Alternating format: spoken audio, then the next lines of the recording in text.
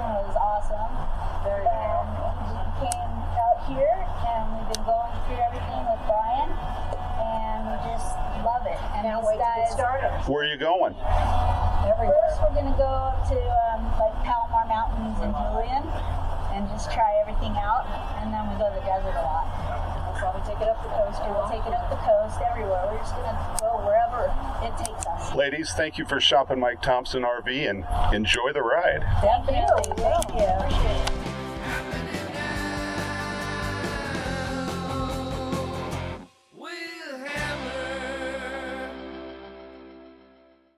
What do you mean, your people in Georgia? My people in Georgia. My people. Yeah. Well, what were you talking about those squatters? Well, it's kind of like out here in California. You know, Right. they get in these vacant houses now, and you know, you can't get them out. It's just like out here. You know, you hear about it all the time, like up in like Hollywood and whatever that area is. You know, where all the rich folks live. But Beverly Hills. yeah, Beverly Hills. That's it. And well, evidently out in Atlanta, they had this thing going on out there where it was very similar, and these folks couldn't get them out of the house, and they were having these big raving parties every weekend with strippers, and they even had a horse there one day. They were talking about horses. You know, the hell you doing with horses in a residential neighborhood? I don't know. You know, it's really tough now.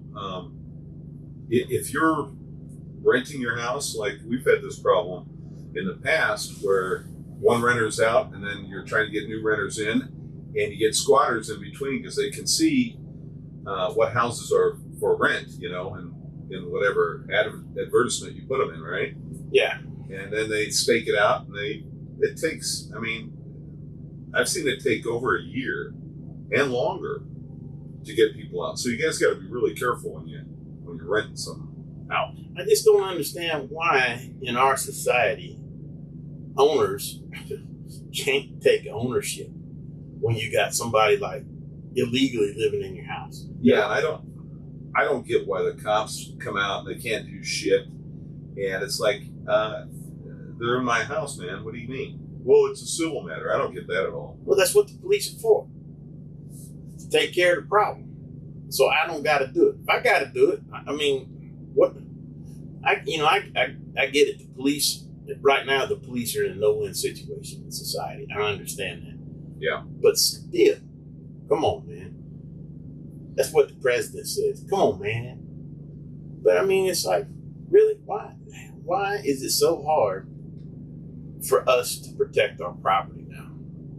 And that's all you're doing when you got somebody squatting in your house. And, you know, it happens a lot.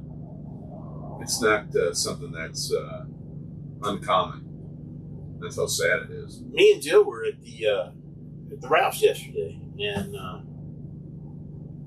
we looked out back, and I mean, it's like buses are parked out there, and vans are parked out there, and you kind of tease the workers in there, and like, you know, hey man, what's up? Y'all got a homeless encampment going in? And it's like, oh man, it's terrible.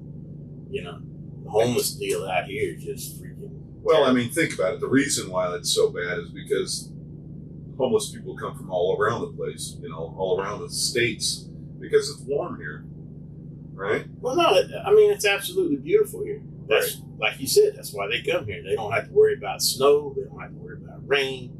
All they got to worry about is the occasional earthquake and some Santa Anas every once in a while.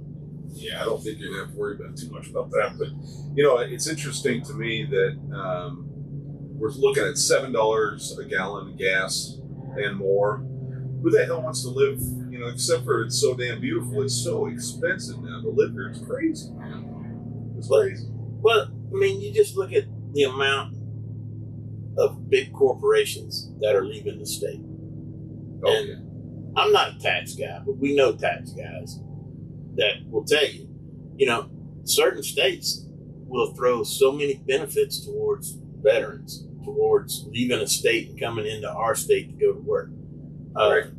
How in the world can this state compete with it when, you know, we just got 3% tax increase January 1st of this year, and we're going to get another one next year, from what I understand. Right. And this cat's even talking about if you retire and leave the state, he's going to tax you for years down the road. How is that even constitutional? Well, it's not constitutional, and what this moron wants to do is that it's a 10-year deal. So you get taxed for 10 years on your income, including you're going to get taxed in your new state. How does that make any sense? You know, birds and bees and flowers and trees and all kind of crazy crap. I don't know what, you know. Like I said, man, back in Georgia, we got squatters now. We never had that problem 20 years ago. I mean, we didn't even know squatters was stuff we heard about from Rawhide, from, you know, back in Matt Dillon's days on Gunsmoke and all that kind of mess. Right. You know, and it's really just craziness now, man. Well, we've become a government state, and what I mean by that is that, you know, they're just trying to keep everybody below the poverty line so they can control the vote and the population. Oh, I agree with that 100%. It's another, to me, I look at it as a whole nother form of slavery that they're developing. You know, they want us, like you said, used to people were dependent on the master of the plantation. Now the master of the plantation has become the government, and everybody thinks the government's supposed to solve our problems when actually it's us that's supposed to solve our problems. Well, what a shock. You actually have to solve your own problems.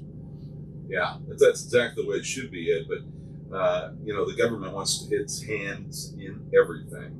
So guys, let me tell you, this was a test. Less government's always better.